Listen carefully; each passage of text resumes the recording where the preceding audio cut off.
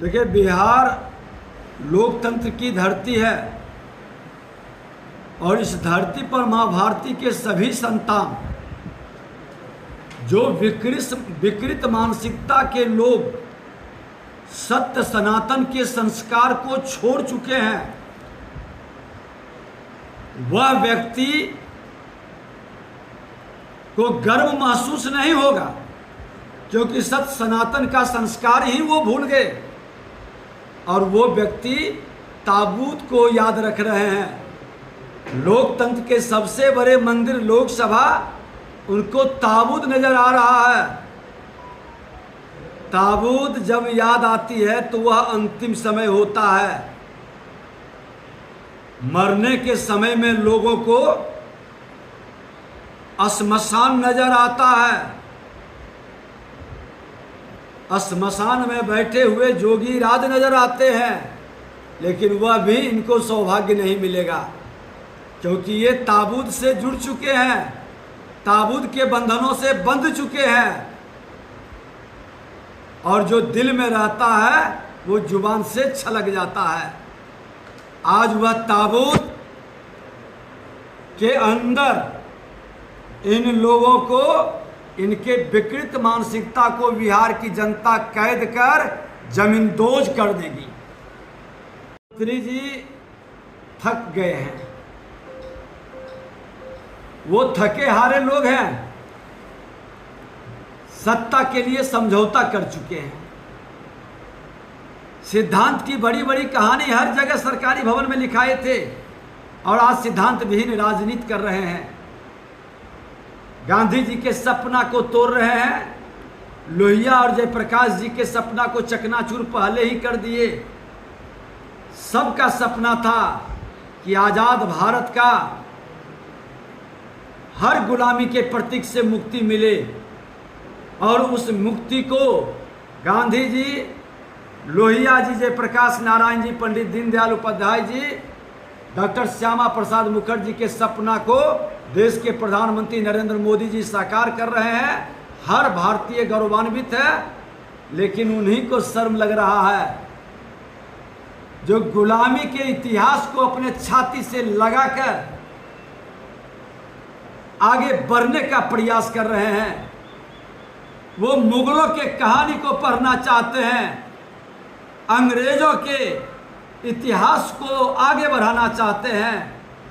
1000 वर्ष की गुलामी का एक भी प्रतीक भारत को शर्मसार कर रहा, स्वतंत्र भारत का स्वतंत्र पहचान हो,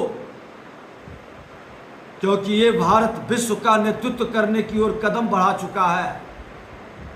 इस पर जिनको शर्म महसूस होता है वो आश्रम की ओर प्रस्थान करें, जिनको गर्व महसूस होता है वो राष्ट्रवाद के पथ पर बढ़ते हुए नए भारत के निर्माण में कदम बढ़ाएं।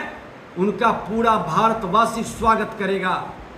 माननीय नीतीश कुमार जी, आप अपनी गरिमा को ही नहीं खो रहे, संवैधानिक संस्था का अपमान करके आपके जिंदगी की कमाई, जो आपके बारे में सोच बना था, वो भी नष्ट हो रहा है। आप कहीं से सम्मान पाने के योग्य काम नहीं कर रहे हैं। जदयू के राष्ट्रीय अध्यक्ष खुद घबराहट में हैं।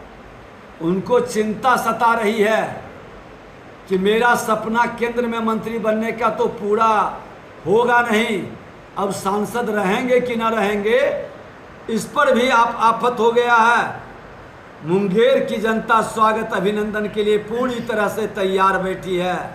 शंखनाद होने दीजिए, फिर आपको उस शंखनाद की ध्वनि पटना या दिल्ली तक जाएगी और हरेक जनता लखीसराय, मुंगेर और बाढ़ की पूरे स्वागत के लिए, और जिस राजद के साथ आपने गलबहियाँ किया, जिस भ्रष्टाचारी के गोद में आपने बैठा, उसका एक एक हिसाब का चुकता करेगा। क्षेत्र की जनता चुकता करेगी। 140 करोड़ का अपमान किए हैं। 140 करोड़ के प्रतिनिधि लोकतंत्र के उस मंदिर में बैठेंगे जो भारत के अमृत महोत्सव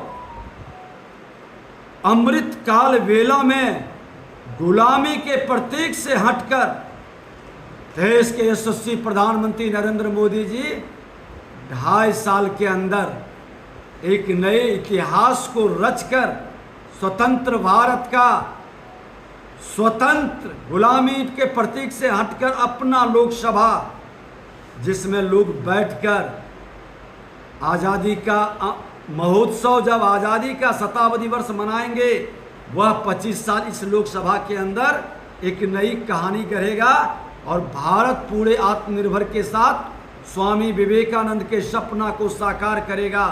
विश्व गुरु के रूप में, विकसित भारत के रूप में एक नई पहचान बनाएगा।